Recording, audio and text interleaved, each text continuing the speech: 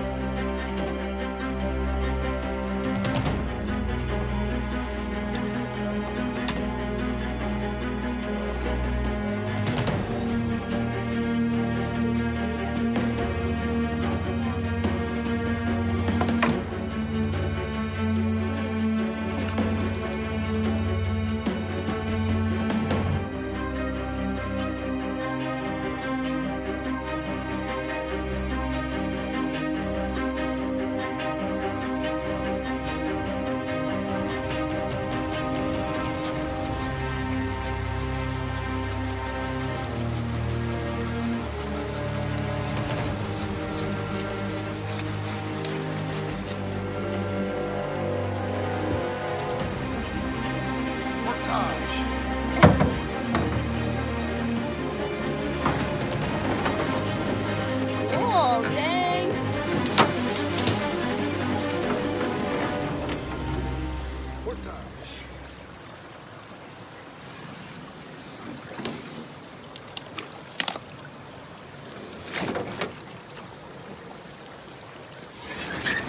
As of right now, since we just crossed that fallen willow, had to cut some limbs out of the way, we are now further down the creek than I've ever been. So all of this, the next 3 miles, I've never seen, we've never seen, should be fun. Adventure time. Adventure time.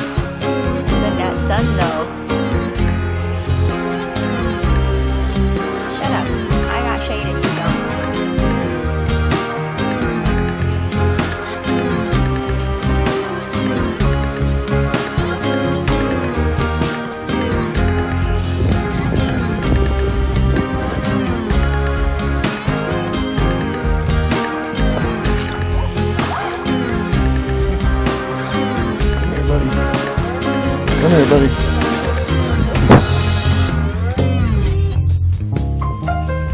That's a nice one.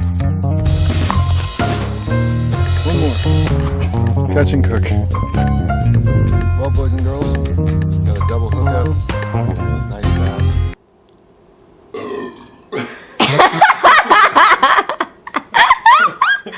Well, Diane caught us this delicious bass. Here, come take a look. So we got a nice bass here. I'm going to show you how to fillet it. This is what I call Alaska style because I learned it from commercial fishermen in Alaska. It is dead, but you can see the fins are still moving a little bit. So it's super, super fresh, but it is definitely dead, so don't think because there's still nerves moving that it's not. I put a knife through its brain. It is definitely not alive. So the first thing we're going to do is we're going to flip up the pectoral fin here. We're going to go at an angle just behind the gill plate. You'll feel the gill plate, it's pretty hard. You're going to make a cut down, and this goes right down to the spine. We don't want to go through the spine. We're going to flip it around, place the blade here.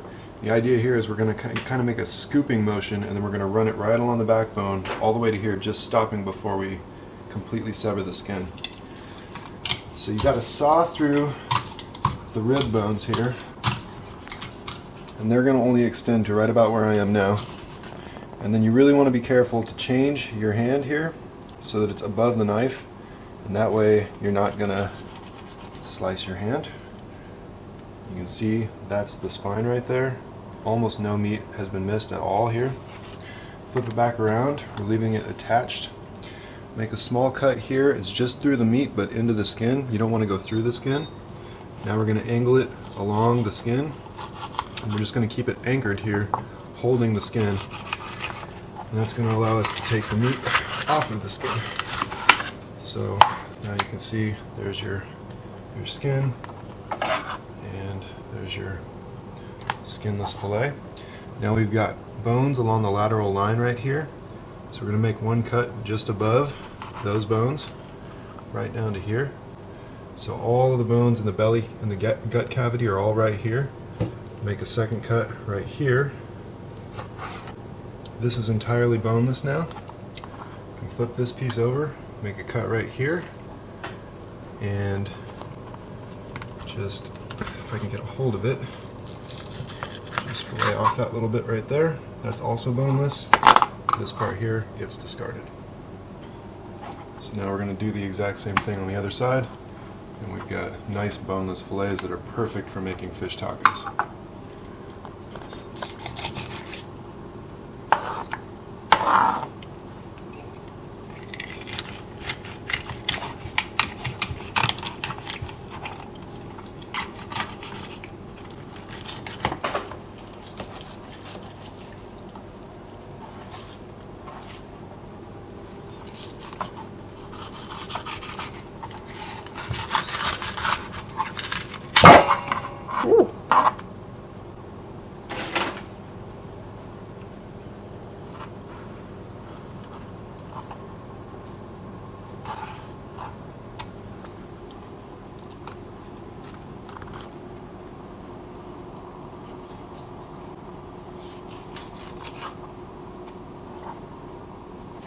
So we were going to throw this away. This is great crawdad bait. You can definitely cook down the carcass, but in the Central Valley, the carcass is where a lot of toxins will be. So we typically just fillet these guys. So we're going to cut the gut out of here, and we're going to look at what's in his stomach. And he's been eating, drum roll please, I think it's a bluegill. You think it's a baby bass? My money's on bluegill. Oh my gosh. Yep, bluegill. Ew! He's still in good shape. We can cook him. You want to put that in a taco? No. Alright, fine. Keep him though. You want to keep him? Show you, Shawnee? Yeah. 100% boneless fillets from 2 bass. We're going to cut these up into little bits. I'm going to show you how to make an awesome beer batter. And then we're going to take that beer batter.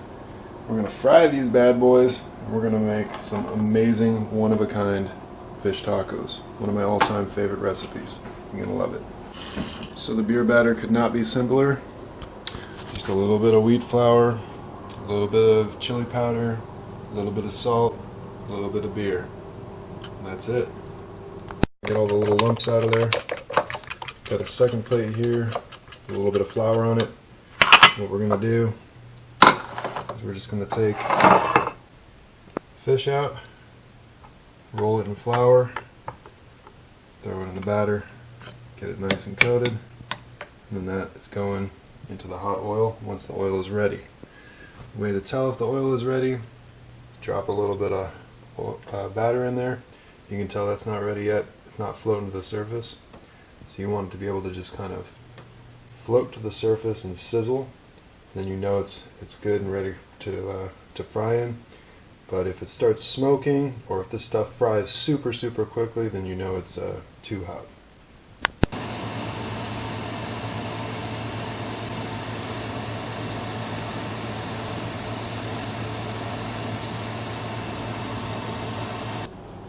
Alright guys, perfectly golden brown. Probably doesn't show up like that because we kind of have low light, but this is perfectly crispy, beer battered, fresh caught bass from this afternoon. Now we're heating up some tortillas. Getting these guys ready to go.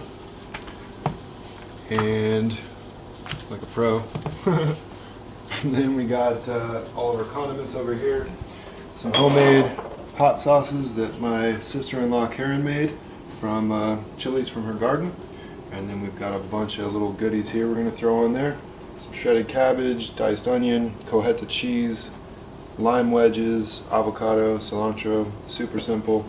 Give it a little sour cream and it's ready to go. Yippee! Alright, ladies and gentlemen, there it is.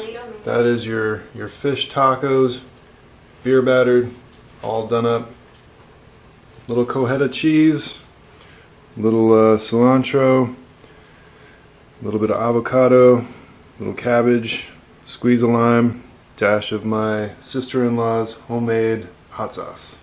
Hurry up and eat. It's super good, and because I haven't shown you how good it is, now I have to eat it in front of you, which is really weird, because most people don't like to see other people eat stuff. But here you go, num-nums. Mmm. Mmm. Put the whole damn thing in your mouth. Mmm. Shut up. Oh my god. Yeah. You still didn't do it. Mm. Mm. Mm. Mm. Mm. This cheese is so good. Alright. I know. Try the recipe. It's amazing. You'll love it. Super easy. Incredible with any whitefish.